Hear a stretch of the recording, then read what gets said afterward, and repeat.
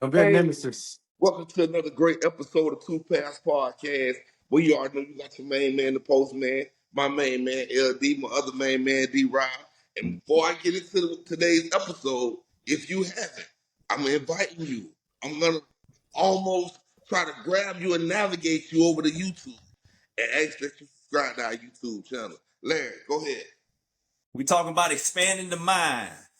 Expanding the mind, and we all know what expansion means. It means bandwidth. It means to add. It means to increase. It means to go up, and it means to go wide. However it is that you need to, whatever it is that you need to do, go, expand, increase, abundance, prosperity, experience, curiosity, make mistakes, go out, do, become, jump, take the leap. This is what we're talking about today. We're talking about expanding the mind. So I want to just first start by we do have one individual that we see firsthand how he expanded his mind. My friend Demetrius Rouse took up a sport that he didn't play while coming up or wasn't even around, but decided to expand his mind and pick up a sport that most of us in our community turn a blind eye to. Demetrius, can you kind of share with us how you expanded your mind and how you first introduced yourself to the game of golf? Well, when it comes to expanding my mind in the game of golf, I got to take you back about about 20 years. 20 years ago, I got an assignment working with special forces as a special operations recruiter. So by being, I had to go airborne school. I had to jump out of planes. Now that was my first thing that one of the things I wanted to get over when I joined the army. Like I was terrified of heights. Well, in the special operations, in order to get into, it's like it's hard to get into. You had to be airborne, and I was about 35 at the time, and I think I was over the age limit, so I had to get a waiver because it's for young guys, like the lean mean fighting machine. And you got it's a lot of stuff. You got to jump out the plane, so it's a lot of prep. And I was terrified of heights, bro. So this is gonna lead up to golf. So the first time I tore my rotator cuff after 3 jumps. You gotta have 5 jumps. So I had to recycle again and go through all that again. And it was like, man, like that's why Jay later on talks about this, about because he came to my graduation. And so when I did it, I was stationed. I got stationed to the assignment over in Germany.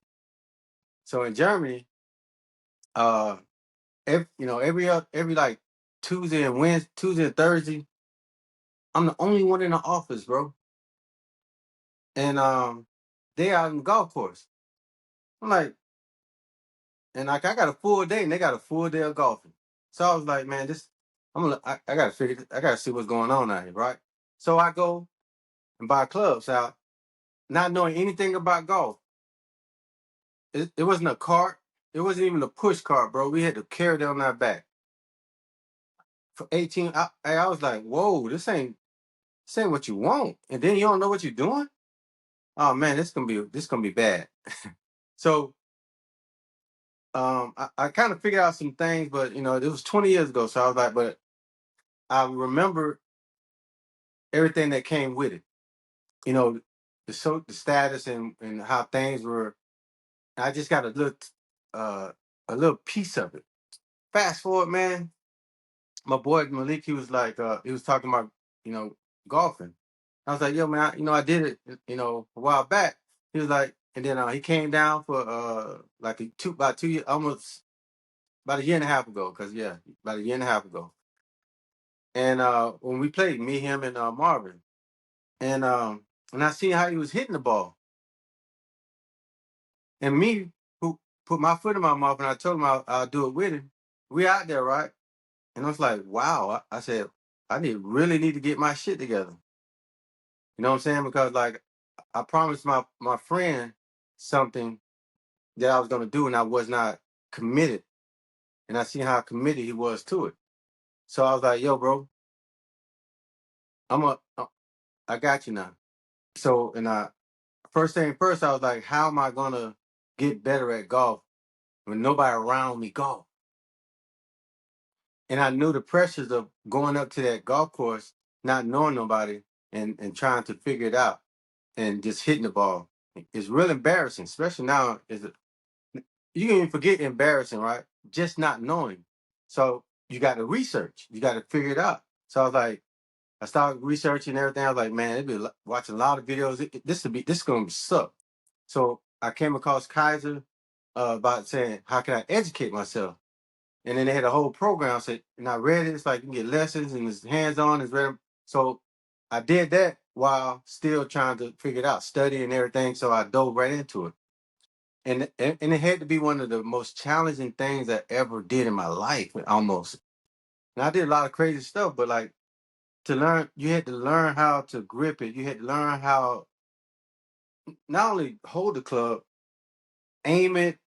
It's a lot of stuff into it, but the other part of it is like all the etiquettes that go with it. Then you know what I'm saying, how you're supposed to handle yourself on the course and yeah, on and on. And then a part of it, the competitive part of it, bringing it out. Then the patience part of it, the discipline part of it. It had everything in it. Then the networking part of it. You know what I'm saying? You got all these different businessmen or people, I mean, from all walks of life. Majority of them positive, but you're gonna get the gamblers and all that other stuff that's gonna weed out. But it's a real. It was like in my element in a sense, and I seen other people in their elements. Like as a young one that's coming through, it's almost like a way of life, and the things that how it challenge you. And I was like, and as you get better and you see how the different the different people and the different levels where you play at, the different courses. And then by me going to school, I was open up to the whole business part of it, the whole everything, the back door, the history. And it, like, who knew that Joe Lewis is the one who broke open golf for a lot of these black people? You wouldn't know that, the boxer. So, and then you start thinking now, like a self worth. Then you start, they start talking about all the previous golfers and where they came from and the history. Man, you be like, wow, like, and it has a place for everybody to still thrive in. Not different from all the other sports. All other sports do not have anything can compare to this. And I'm coming from those other sports. You know what I'm saying? So it's eye opening. So, well, this gonna be my question But hold on, because Cam. Hold on, Cam. Hold go ahead. on. Hold on now.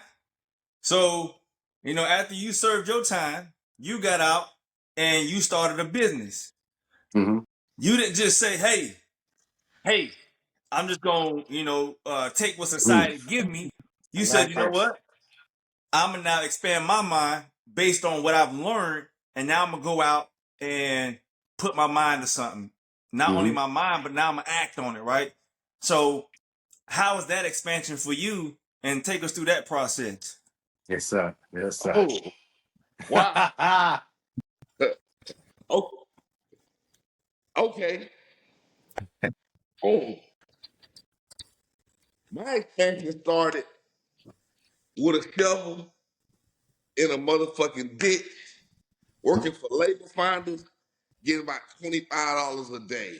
After child support took out, they little $75 or whatever, right? And then you go into these little stores that cash checks and they charge you another $2 to $5 of cash. And I think my mindset was I gotta do something that's gonna not send me back to prison, right?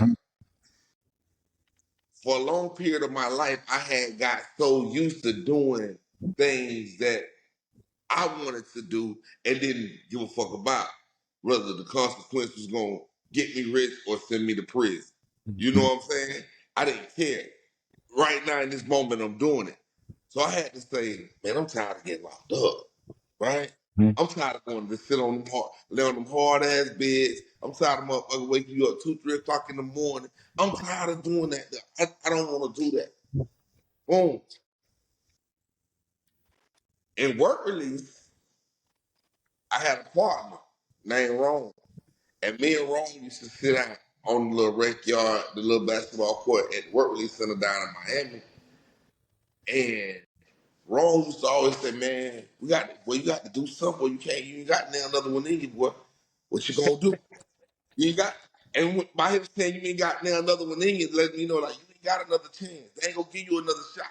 If you go out there and fuck up, that's it. You baked ziti, buddy. So me and Ron talking, and I used to always see these Cubans because I was down there in Miami. These Cubans coming by with these dually trucks and these flatbed trailers, and I'm like, man, I wonder what they doing. Don't understand it, but now, hey man, you see all these cute. Oh yeah, they call that hot shot, and they got a little trucking business or whatever. I'm like, oh word, shit, that might be somebody like this dude. Growing up, my daddy always had these type of things. My daddy had semi trucks, watermelon trucks, and so the everyday the hustle I was exposed to at a real young age, especially in the summertime with the watermelons because my daddy was a contractor. So we going from Florida to Georgia to Missouri to Indiana, and then work our way back by the time it's time to go back to school. So I understood the logistics that you got to be moving with. Sometimes you have to move with the money.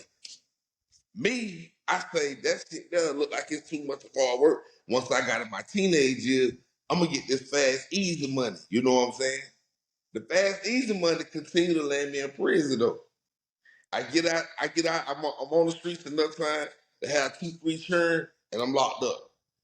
And it was a recycling thing. I'm like, nah, I can't keep on doing this. I'm getting old. This shit ain't what it is. Shit hurt my back. Then actually having conversations with dudes in prison that's never getting out, right? Fast forward, this is gonna lead up to how I started a business and worked on my expansion. So understanding what I didn't want to do, not really knowing what I want to do at this time, but knowing what I don't want to do helped me a lot because I don't have a long list of things that I can just jump into, but I do have a list of things that I know can't or can't afford to or don't need to be involved in. So let me separate. Put a bridge there. Let me separate from that. Okay, you don't want to go get your nose sack. You don't want to stand on the corner. You don't want. These are the things that you don't want to do. You may think in your mind that, man, I can always result this because I'm very good at this. Well, you're not really very good at it because you always seem to get caught. You always go to jail. You always end up in prison. You always on the phone calling somebody to sing you something. And people tired of all this shit. So you get to win like your pros and your cons. Boom. I'm talking to my daddy. Me, my daddy. I think my brother Trevor was talking. Like my second day home from prison. And my dad asked me a real question. He was like, what you gonna do? And I was like, and I gave him a real answer. I don't know yet. So I'm on probation when I first get out. So my grandma is taking me 5 o'clock every morning, taking me to the labor farm. Dog them up there. These people put me on a crew and had us digging ditches. They was building a new apartment complex. They had me digging ditches. And about the third day, my brother Trevor and his homeboy Charlie rolled by me, dog. And that dirt was way up here. I was deep in that motherfucking ditch, dog. That dirt way up here. And Trevor and Charlie pulled up and brought me 2 Gatorades and a motherfucking and something to eat. And Trevor was laughing. Not saying he picking at me, but he laughing like, damn, boy, they getting the butter from the duck today, boy. Oh, I hate to be in your situation. And I'm like, yeah, you right. You would hate to be in this situation. Motherfucker, me too. I hate to be in this situation too. And you know what? I ain't gonna be here too much longer. Boom, that's when the switch clicked. I go get a haircut one day with Ball. Ball take me to get a haircut. We go down the Buck. This when he doing the county commissioner thing, right? And he's pretty much laying out. He's saying, man, they got so many opportunities and jobs that's getting ready to come to Okeechobee. But you can talk to people and try to get them ready and put them in position to be able. So when they get here, you just it's pretty much showing you how, as a black person in a white town, because this does exist, and we are in America, and this is our reality. How you can also be privileged to get into these situations or these positions, right? So me and him talking, he was like, "Man, they're gonna need a lot of truck drivers, whatever." So I'm like, you know what? I need to get my CDLs. And it's how this line up.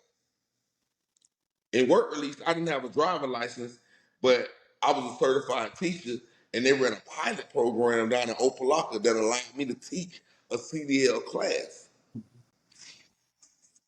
The book knowledge part about it, right? The driving knowledge I had because my dad had us driving trucks since we was 6, 7 years old. Like my dad would put you out there. He was a real. Now that I look back on it, that nigga really give a fuck about us. You know what I'm saying? Because he put my daddy would sit you in traffic. You know what I'm saying? Like and ball on him. You know what I'm saying? That's how he is. So back to it though. I say, man, I got to get my CDLs. But before I can get my CDLs, I've never had a regular driver license. Never.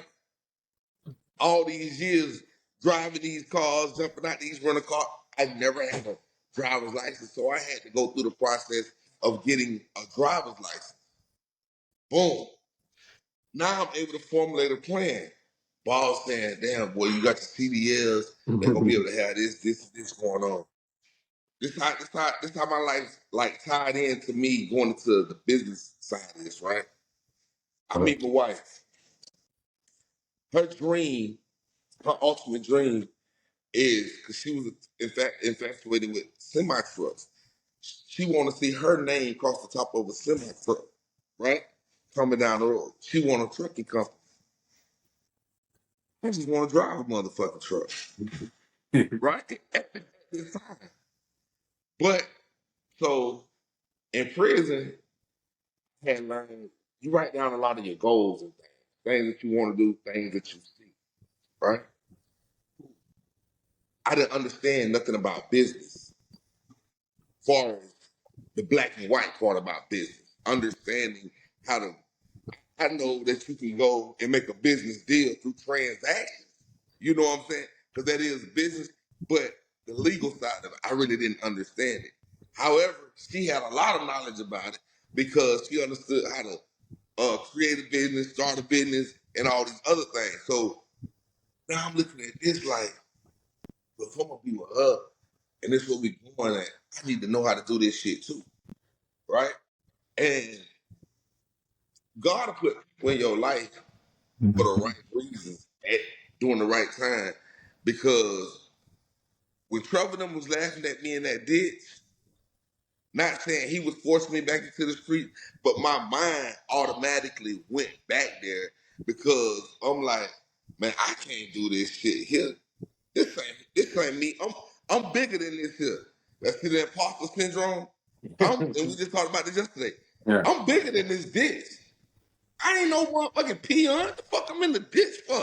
They got me fucked up. That's how. And then you got a motherfucker passing by laughing and kikiing at me. Nigga got me. Man, why I'm gonna show this motherfucker. So that leads to now a person actually sitting down and showing me that if that's not who you are, then who are you? So when people get to have a conversation with you like that, stop everything. Who are you? Then you got a motherfucker when they see you, right? They'll pull up on you. What's up? What? You ain't back out there, is you? The fuck you mean? Nigga, you passed by me at my grandma's mailbox. The fuck you mean back out there? I'm just making sure. How long you gonna be out here with us this time? Jesus, at the time though, Larry, right?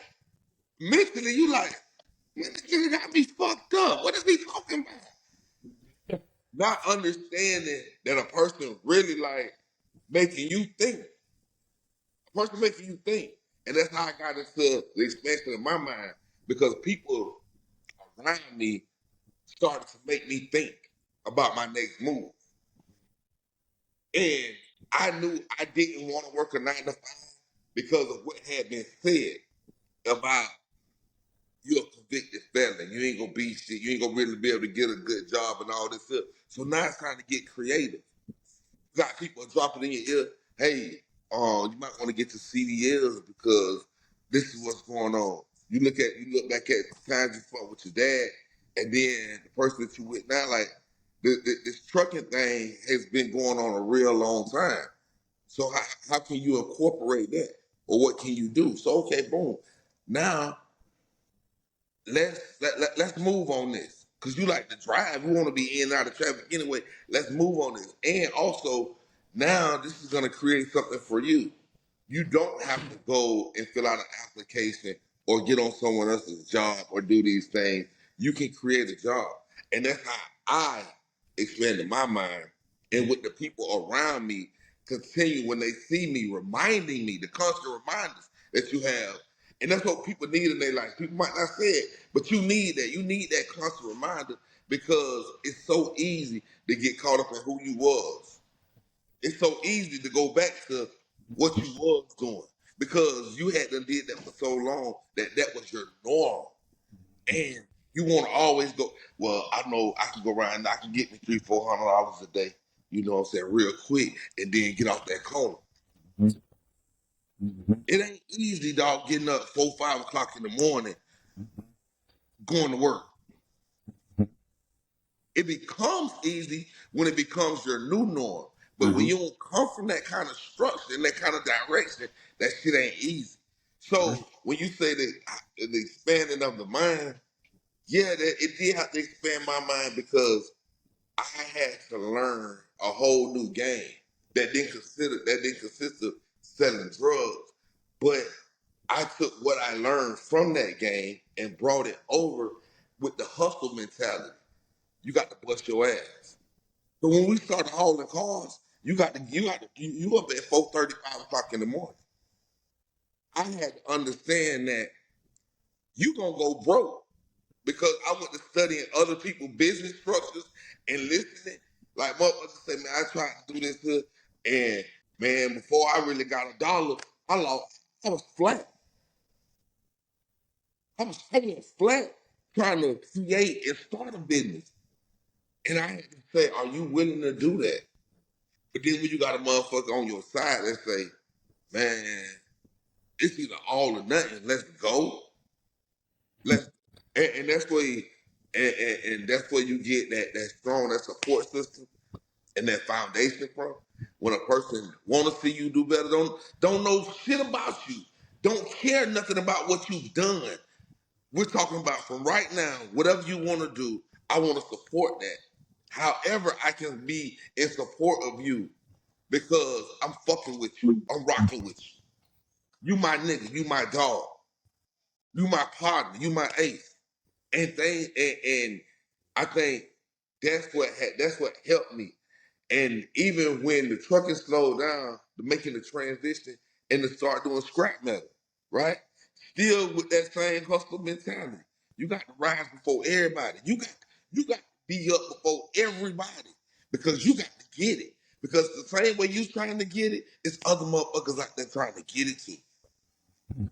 But the creating of the business side about it, the paperwork and all that, someone actually had to sit me down and show me this is what you do. This is what you need to do this. You want an LLC, you want a sole proprietor. What do you want? What do you want from this? Okay, this is the taxes. You're gonna if you do this, you're gonna have to pay for this. You're gonna have these are things. Matter of fact, I'm not just gonna do it for you, huh? You need to Google because you got technology and figure these things out. So now a person is also now making you think even more. Because like Coach just said, right?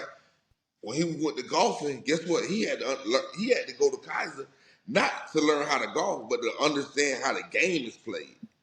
When you in business, you need to understand how this business works. That way you stay on top of your business. Because it's so easy not to be on top of your business, and we done seen it, and IRS come knocking. or Yeah, these other people. you just know surface level.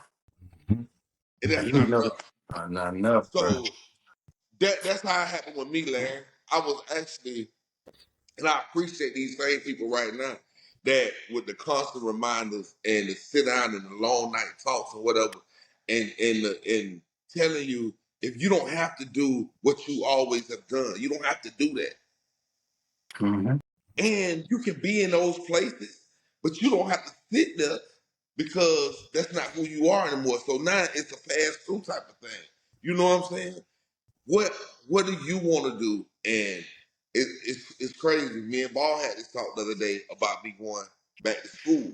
Another way to expand my mind, right? I get in there and the people tell me, well, financial aid ain't got the money right now to do that. I called him. I was pretty upset. Because when he texted me, I texted back, I say I'm in orientation.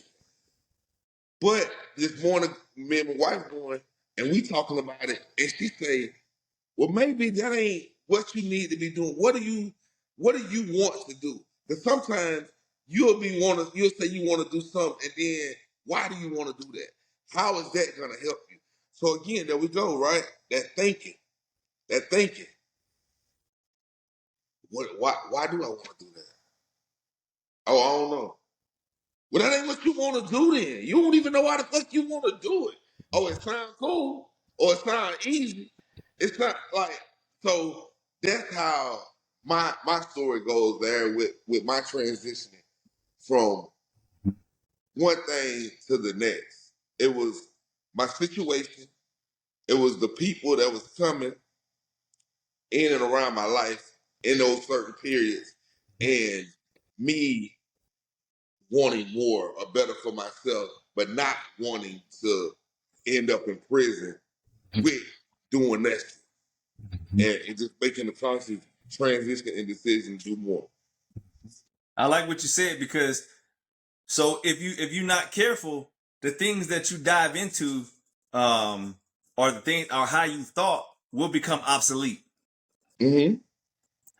So and that's when Mm-hmm. people start to say my life sucks, or I'm having a bad day, or man, life ain't fair. Yeah, or they might even say, LD, man, you came from Chobe and everything and went to college. Tell us about how you transitioned for your business. Hey, You know hey, what, Bob? my shit was copy and paste. Hey, so I was so you know how we had aspirations of going to the league, right? So I tried to hold on. After college, went and played some arena football. I said, okay. Went down to Atlanta, had a tryout. I went to North Carolina, had a tryout. And I was like, okay, it's starting to look good. I ain't got no callbacks, but I'm playing arena ball. So, okay, good. I'm in a good place. I don't want to let it go. So now I'm about 26, staring down the pipe. You might have to start regular life, boy. You might have to chalk it up. I get another call from an arena league team down in South Carolina. So I go down there to South Carolina and play for the Stingrays. So I'm actually playing, but I'm like on my way out because I can't keep doing this right to my body. I go to the mall. I see a dude in there that has a line. I look and I was like, what the fuck going on over here? He had an engraving machine and he was engraving dog tags. I was like, oh, that's a cool concept. I was like, let me see what he's doing. Looked at it, looked at the machine, cause back when I was, so we didn't have picture camera phones back. Damn, Yeah. long time Ah, ago, boy. shit. Yeah, shit. So Say I it. wrote down, I went to the other side, wrote down the model number because it was pretty big on the engraving machine. So I said, you know what? I could do that. I could take that back to Huntington. So the season was over, went back to Huntington, and I could go back to the sales job at the dealership at any time because I was in with the Moses family, right? But I was like, nah, I ain't gonna do that. I'm gonna start my own shit, but I don't know how. Because I'm at that point too. I don't know nothing about business. So I reached out to and this is what really taught me something. I reached out to a donor a booster, right, for Marshall. And I said, hey, I'm thinking about starting a business. Boom, boom, boom, boom. He said, I can't help him. Rejection. So Curtis and John was working for a dude named Mr. Shell. So I said, okay, let me see if I can get in good with Mr. Shell and then ask him if he could help me. And this dude, multi-millionaire, right? So John Curtis said, hey, won't you like come with us and drive a car down to Florida? Because we drive cars for him back and forth to Florida, right? And then back to West Virginia. So, I said, yeah, I'll do it, whatever. So the money was pretty good because the dude paid like at that time it was good because he was paying like $600-700, right, for the trip. I was like, that's cool. So Curtis didn't know, but me, I was trying to arrange a meeting because I want to meet this dude. I want to talk to him. So I pitched him. It's crazy shit. I pitched him my idea, right? I said, hey, I got an idea. I want to pitch it to you. Can I talk to you? He said, yeah, go have a seat. Go have a seat, Larry. Sat down, talked to him. I had my little piece of paper, notebook paper, and I had shit written on it in pencil. I'm reading off the paper. I said, I want to start an engraving business. I did my research. We got a lot of funeral homes in the business. I can take my tags and make keepsakes for all the funeral homes in the tri-state area, but I don't have the money to buy the machines. I said, I need about $5,000. Can you help me? He said, well, your presentation sucked. He said, it was horrible. You got a piece of paper. I have no profit loss statement. I have no review. I have no, I don't have, you ain't even tell me how much you want to make or how much you're expecting to make with this business. He's like, but what I do like is that you had the boldness to present it to me. And he said, just for that alone, I'm going to give you $3,500. Pay me back if you can. I say, damn. I said, Mr. Shell, man, appreciate you, man. Appreciate you. He said, also, it's not too many people like you that is willing to take a risk and start a business, but not all, but put themselves out there. So I take the money. I got $3,500 in my pocket. I got an extra $8K that I done saved up, right? So I said, okay, good. So now I got expense money to live just in case this shit don't work out. So, and Curtis and them know. So I go downtown, I lease a little storefront. In West Virginia, everything cheap. Yeah, yeah. So I'm thinking I'm gonna have to pay employees. I'm gonna have to do this, right? I'm gonna have to set this shit up. It's got to move, right? So I go downtown. I lease a storefront for $500. Hold on real quick. Is he going to get the lease? He probably is. That's all. Hey, so you see this right here? That's the Former article. Herd Star I think I opens remember that article, man. That's the article. metal engraving business. So Okay. I called it Unlimited Engravings, right? I said, okay, I don't know what I'm doing, but I'm gonna do it. So I bought 2 machines to start out with, so I had to learn how the machines work. I got online, researched whether the dog tags, right? All of them. So I researched it. Boom, bought them. I was like, damn, they hella cheap. Whatever. Set all my prices. Now the hard part starts. I gotta learn how to make these dog tags. So I didn't open the store. I leased the store, but I didn't open the store for like 2 weeks because I had to learn how to make all these dog tags. My first scale of business was with Marshall University, right? I said, Harold, Rashad. I said, hey, Yeah. tell ESPN. the black alumni that I make dog tags, and if they need something, holler at me. Harold said, I'm glad you asked because they was looking for a reward to give to the students who graduate. I said, damn. I said, good. He said they need 100 dog tags after he went and spoke, right? What's your price? I gave him my price. I got the first job, right? So now, like, I don't have the manpower. Shit. You are the manpower. So, and Monica, and that's when I had just met Monica, right? I said, hey, what I'm gonna do? So watch how God worked. The next day, a lady from a technical college was walking by. I'm taking the trash out, and she says, "Oh, this is a new store." I said, "Yeah, it's a new store. Just opened up, doing engraving for different funeral, whatever. I'm just getting started. I don't know shit, right?" She was like, "Wow, that's great." She said, I was looking for an intern. Do you think you might have some work?" I said, "What do you do?" She said, "Mostly administration, structuring." I said, "God damn." I said, "Yes, come in, come in, come in." Because interns work for free. So later on, this lady kind of guided me into now structuring how things work. Had another guy by the name of Eddie Blue. He just came into the store and was like, "What's this?" I didn't know the guy. Guy says, "Hey, you got any work?" I'm a sales guy. I said, "Oh shit. Yeah, I'm gonna need some sales." So what I did, I started creating dog tags and the different dog tags, and I put them in a box form.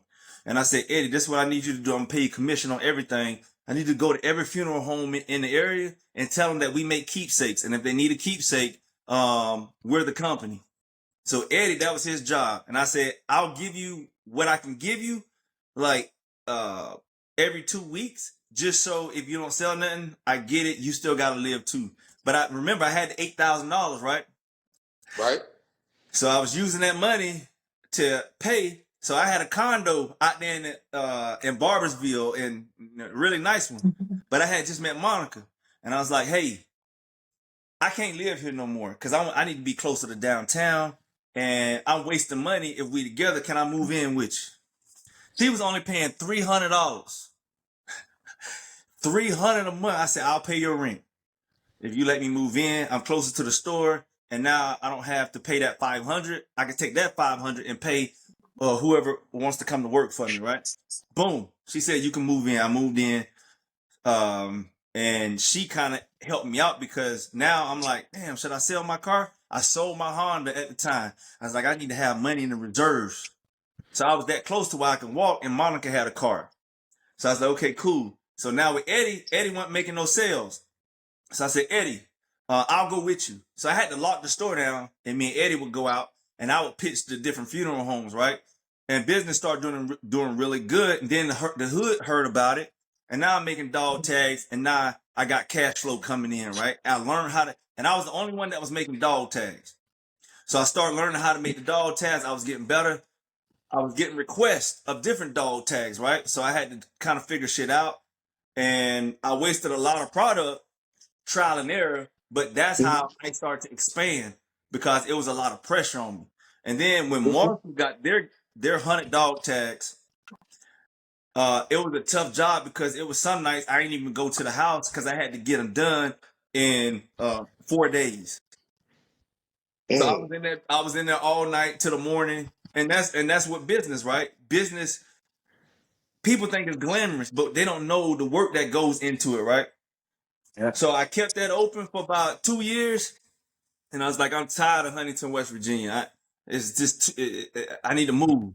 So Monica at the time, who I was with, she said, "Hey, we can move." I said, "I'm thinking about Arizona. What you think about?" She said, "I don't care. Let's just move, right?" But then when it came time to move, and this is expanding your mind too, and some people will hold you back if you let them. When it came time to move, she had got alligator arms. You know, she was kind of scared a little bit, so she wanted to Yeah. stay, right? Yeah. Because it's comfortable. That's what she know. So I said, "Hey, Right? bro, I'm a dip. I'm gone. I'm out of here." So I packed, she said, "Well, I'll think about it. Just give me some time." So I packed all my clothes up. My stuff right now to this day is still in storage in Huntington, West Virginia. Still in storage, dog. 20 something years later, my shit's still in storage right now, and I pay on it every month, right? Because it's a reminder for me of the move, right? It's a weird psychological thing, right? It's just a reminder. So I packed everything that I could in my car at the time, drove all the way out to AZ, stayed with a guy, and I did something that I said I would never do. I got a job. 9 to 5, right? Well, it was 7 to 3 as a marketing guy, right? At the airport. I wouldn't never do that shit, but I said I need to get on my feet out here so I can kind of figure the scene out. Why, whatever. So I did that for a month, and then Monica, we stayed in contact. She called and said, I'm ready. I said, come on out. I got the apartment. I stayed with my friend for like 2 weeks. He played at Marshall. Then I got us an apartment expansion. I don't know nobody out here, right? Right. She came out. I had the apartment, everything set up. I quit the job. And then because I seen in the paper, there was this little hole in the wall dealership. And I always tell people, and this is expansion, don't always believe what you see. Right. Went to the little hole in the wall dealership. It was sales, selling cars, buy here, pay here. And the dude said, we don't know customers come here. You got to do your own marketing, your own advertising. And I was like, damn, I got my degree in marketing and advertising, so there ain't no problem. He said, we'll give you a little budget, but you got to go out. You got to put out your flyers. You got to go do everything, right? You bring your own customer, we'll pay your commission. I said, damn, that's tough. I said, so you don't give no type of guarantee? He said, nope, just straight commission. I said, deal. Went home, came home, told Monica, I said, look, man, I got a little position down here at the little dealership. And that they was paying $300 a car. So you can make as much money as you want, $300 a car back in 2007. Expansion. Now I'm graduating, learning. Had another guy walk in. He was doing a different job. He was bird dogging. I said, hold on, man. How you walk in here and you made 300 and you don't even work? You ain't even here? Sat down with him. He told me what he did what he did for 8 years, right? Because now I can make the same 300, but I ain't had to be at the dealership, but still market, but send my clients to the dealership, right? Did that for 8 years. Bought our first house, built from the ground up, right? I said, damn, I like this, right? Another guy came, expansion, not staying in one place. And he said, you ever thought about being a broker? I said, what? What is that? He said, bro, you could like quadruple your money if you already getting your own clients, because that's the key. In actuality, I didn't know that first job out here was setting me up for something bigger, right? Right. Right. Because it was tough. And all of these hurdles of saying, you know what, I want to do business. But people like the ideal of business. But when it comes down to doing business, over time, not running back, but staying in your lane and doing the business and growing in it and allowing it to work. Because it takes a minute. It takes a long time. And there's a lot of times where you and your wife looking at each other. And that's why you got to have a good partner, right? Who supports you. You got to have a good community around you, because some days you're going to be like, damn, man. I remember some days I would bring home like $1,000 for the month. I was like, what? But I didn't quit. I stayed in it. Right? Stayed in it. My wife supported me. Come to find out, I started brokering. Money quadrupled. And that's where I'm at like today. #1 broker in Arizona. Get excited. And people used to hate on me. People used to hate on me for calling myself the #1 broker. But I said, if I don't call myself #1, then who #1? Who gonna call me #1? That don't mean I'm #1. But in my mind, if I think that I'm #1, then I'm gonna do #1 actions, #1 type shit, right? And that's kind of how it got out. And then all my people that I sold cars to, I always put them in my contacts, in my Google contacts, so now I can contact them. So now what I was creating was a book of business over time. That book of business later on fed my family. Me and my wife sold our house, the one we built, and then built another house out here in Queen Creek, right, amongst the Seditties, right? But I said all that to say, it started with me walking into the mall, not knowing what the fuck I was going to do after football, seeing something, running with it, not challenging my beliefs, but just doing the shit. Because if you think about it too much, you'll think yourself out of it. Just doing it. And then now from 2004 to now, I'm glad that I went to the mall. Hey, and you know what? It's funny you say that, because all these stories that we just put out there, right? it started very similar starting points, right? Is that you didn't have a plan, but you created one. And Very then true. once you created one, you stuck through it, right? 20 years ago, Coach jumping out of airplanes. Out of Be- airplanes. Only because of what he wanted to do, right? Not knowing that once he was done with the Army, done with the Special Force recruiting, that him jumping out of these airplanes and getting there and actually seeing, getting that first taste of golf life. Damn, I'm at work. I got a full day of work. These people got a full day of golf. Full Fast forward, fast forward, here come a guy that he was in the military with that takes golf very seriously. I know personally that this guy takes golf very seriously because I've been on the phone with this guy and it's 20 fucking degrees outside and he talking about the only reason I ain't golfing because the ice out there. So I know this from a personal standpoint. That's why I went back here, right? But letting that not give you the alligator arms, this term you just used, and scare you off from the game, but embracing that, right? And saying that, I told my partner that, yeah, I'm gonna do this with him. Now I need to commit because I need to be able to do this. That's that competitive nature. Not saying that I'm striving to embarrass him or beat him on the golf course, but I am striving to be able to compete. Coming, like you said, Larry, coming from our, our environment, golfing wasn't a sport. one, bro. One. Football, baseball, and basketball. That's it.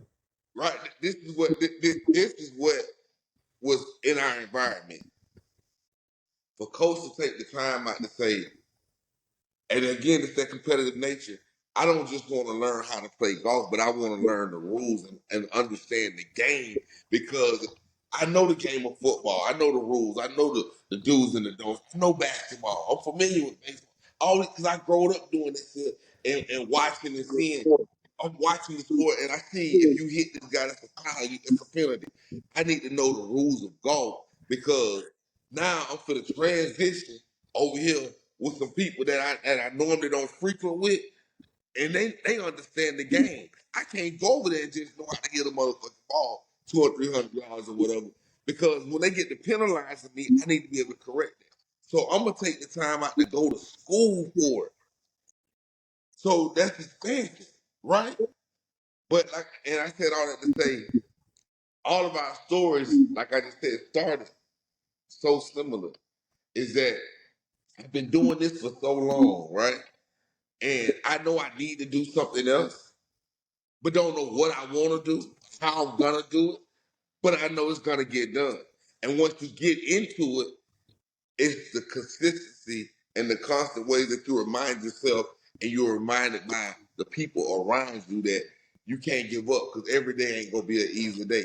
But you take those hard days and you still continue to push and drive and go and have that forward progress. Mm-hmm. And that's the important, and that's the importance of life. And when we talk about the expansion of the mind, is that every day ain't gonna be easy, but every day I'm gonna do something to put me forward because we talking about expanding. So that means I'm adding to it. The creativity. I don't have dull moments because I'm not a dull person because I don't indulge in dull activities. I'm always gonna be doing something that's gonna be exciting and creative for me, but it's gonna be challenging. So that's what you got to do. You got to find something that's gonna challenge you as an individual, whatever it is, in order for you to understand why, to create that why to keep going. Because it's that competitive mentality that I'm not gonna allow this to beat me. And we talked about this yesterday, that imposter syndrome. And I said this. Sometimes that's a great thing to have because it's going to give you that drive. And it's going to be that force that's going to make you continue to go and go and go because you done created this analogy or this persona or this image about yourself that I can't give up. I can't let this happen. That don't mean you got to stay there, but sometimes that's what it takes for you to get where you need to be at. And Michael Jackson did that. You fucking right. Yes. You come from a little small, quiet dude and say you want to be the best, whatever, whatever in the world, and it's gonna do that. And you think you're looking at his body or how he talks or whatever. When you see it, when you hear about how his presence in the office and doing these meetings, how powerful he is and how direct he is about what he wants and how clear he is about what is to be understood of what he's trying to communicate to you. Mm. I mean, you know what I'm saying? It was like it's so detailed, and they want to be somebody that, and then they'll perform right and go right back to their little cocoon and like all that out of that. And You know that's what I'm that. Real. saying? That's what we was talking about. It runs parallel, you know, and that also helps create your expansion, right? Mm-hmm. That That's right. a lot of people call it alter ego, right? Mm-hmm.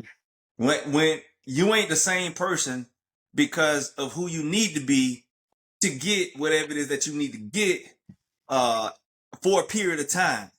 So sometimes Mm-hmm. people get that misconstrued of that's who you are. No, no, no, no. That's not who I am. I just had to channel this to get this so that now I can go after I got that, now I can go back to being who I truly am. But I just needed to be that for that point. That like when me and my wife first got together, I had to be something a little different because I had to let her know, hey, it's boundaries to this, and I wanna bang that home because some women don't understand that it's boundaries to this. You know, if you got a problem, then you work on it first, right? And then you Okay. come to me. If you can't work on it, you exhaust, and don't come to me complaining. Don't. So I had to set a precedence, right? A high precedence of who I am, my boundaries, and how to respect me, right? And I think sometimes, and then now I can go back to being, I don't really give a fuck, but yeah, come holler at me. But what I don't want you to become is dependent on me. I want you to be independent. But now, if you can't, then come to me, right? So I think a lot of us in life, we try to be things that we're not, but it hurts us. But sometimes you got to be things that you aren't to help you. And that's that alter ego when you start channeling, channeling. You might go off on a motherfucker because just of. That's not who you are, but at that moment, you gotta say it. You Yeah. gotta do it right then. You got to. But that Hey, Joe told me, I had a job interview the other week, and it told me, well, maybe you need to join some organization and doing that. I said, with all due respect, I'm at a different level in my life, and I would choose those things is good for a person that needs that. I don't need that. I know I got the right substance for me, so I'm gonna keep doing what I do, and when it works out or don't work out, I'm cool with that. But I'm not gonna. I'm at a point. Sometimes you're at a point that the direction somebody wants you to go into, you don't have to accept that. You can do what you do, and it's gonna be okay. You know what Yep. I'm saying? And that's great that you just said that, Coach, because you have to be okay with you. hmm You have whatever the choice or decision that you make, you have to be okay with it. Whether it goes how you wanted it to go or it doesn't, you still have to be okay with that. And that's what is gonna help you when it comes to what we're talking about today with the expanding of the mind. Being okay with your reality, right? And being present in your reality, right, is gonna allow you to create outside of what you have and add to that and see how far you can truly be stretched. How far are you willing to go to get where you want to be at? And that's about it. And that's expanding. How much are you willing to take on to get what you need out of this? And some people are willing to take on more than others. Some people are willing to go farther than others are willing to go. But it's easy to differentiate between those people because you're going to see some people in the same place they was 5 years ago. hmm 5 years later, they're still there. And then you see that other person that seems like he's light years ahead. But he's only 5 years ahead. But you know what he did in them 5 years? Every day he worked on himself. Mhm. Every day every day he got credit. Every day he was thinking about his plan. Every day he was coming up with new ideas to make him or her better. Mhm. Think Not waiting for somebody else to tell them nothing about them, but actually doing the work. And that's a part of the expansion. Go ahead, Bob. and think about the different how would I call it, seasons in your life that you locked in like that, right? And then Hmm. how it comes to help you out in your day, right? Because like yesterday, right, when they hit closing on the house, I mean on the property, boom. I did that work a long time ago. Mhm. It's I about made the money. I preparation. made money. I made money yesterday, right? And did and my in the present doing something that we starting and putting in that work for something else Mhm. and see how it's Right. gonna and it's gonna bound again. Later on this later on what we doing, right? We're gonna produce something, right? And we're gonna be transitioned to we're gonna probably be doing other little things and it's gonna still hit because of the work that we did. That's right. I'm saying, and the knowledge that you gain. Some part of that knowledge, maybe it may be in a situation that we was talking about, or something that we did, or whatever. Right? It's gonna be real valuable piece to something else. Mhm. You know what I'm Yeah, saying? I To definitely help agree. somebody else. So, man, it's a great thing in everything that you do. If you're doing it with the right people and the right heart, And Yeah. expansion, expand. right? Yeah. That's why we're talking about expansion, because expansion says now I want to I want to extend. I want Mm-hmm. to extension to now go out, right? To move past, to go beyond, Right. right?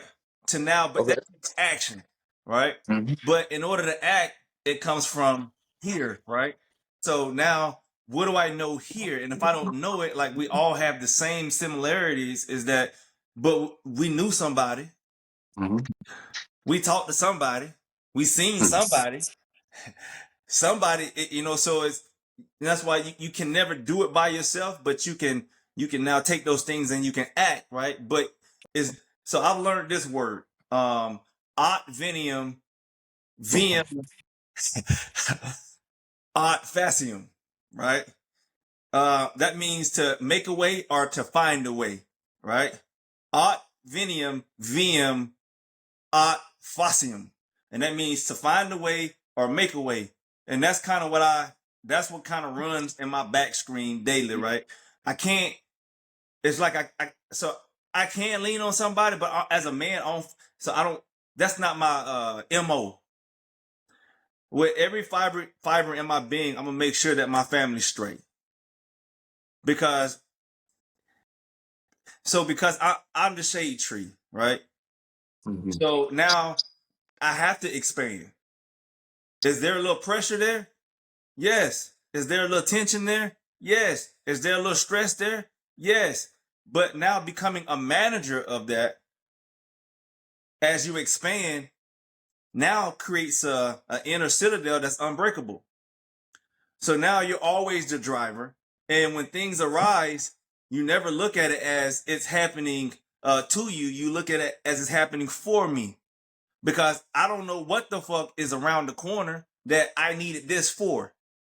So if somebody challenged me, if I get in an argument, somebody cut me off, somebody do something great for me or bad for me, is doing something for me because I need this based on where I'm going. I can't Mm-hmm. see where I'm going, but I can envision where I'm going.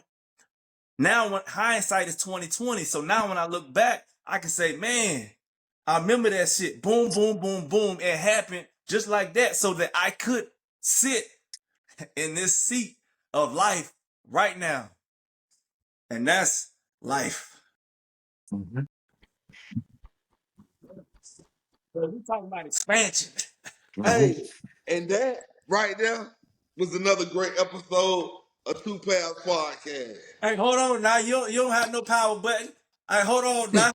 Hold on. I got the power button today, baby. What you mean? You can't just jump out here. Hey, look, we. Hey, hey, you give a joker a red button. Hey, come on. You got to be careful. You got to be careful, dog. Hey, y'all see? Oh, I'm trying to tell y'all, don't have me sitting the leak. Hey. Hey, that's what I said. How'd y'all manage to do that? Listen. Oh, no. Oh, hey, man. All about. Hey, go like and share, subscribe over there on Two Pair Podcast. Get it. Yes, sir. Hey, no, anybody want to end with some ending remarks? You did it. You just did. You just did. Better up. Holler at y'all, boy. Hey, been real. All right.